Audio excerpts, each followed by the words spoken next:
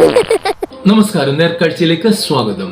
രാഷ്ട്രീയക്കാരൻ ഓന്തിനെ പോലെയാണ് എന്ന് പറയുന്നതിനകത്ത് വലിയ കാര്യമുണ്ട്. ഒരു ഓന്തിനെ നമുക്കൊന്ന് പരിചയപ്പെട്ടാലോ? ആരാധക വൃന്ദം ശാന്തരാകൂ എന്നുള്ളതാണ് പറയാനുള്ളത്. അല്പം ഒന്ന് ഒരു പൊടി കടങ്ങണം. ശരി.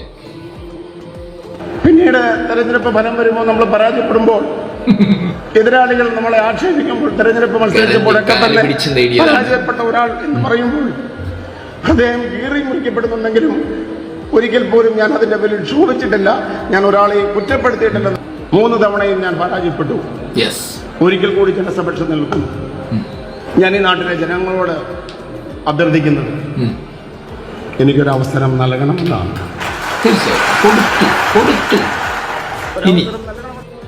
ഇനി വിവിധ സംസ്ഥാനങ്ങളിൽ കോൺഗ്രസിന് നേതൃത്വം കൊടുത്തിരുന്ന നേതാക്കന്മാർ മധ്യപ്രദേശിലെ ജ്യോതിരാദിത്യ സിന്ധ്യ പോയി, കാശ്മീരിലെ മുടിചൂട മന്നനായിരുന്ന ഗുലാം നബി ആസാദ് പോയി, മധ്യ സംസ്ഥാനങ്ങളിലെ സംസ്ഥാന മുഖ്യമന്ത്രിമാരായിരുന്ന ആളുകൾ, DCC അധ്യക്ഷന്മാരായിരുന്നവരൊക്കെ പോയിട്ടുണ്ട്.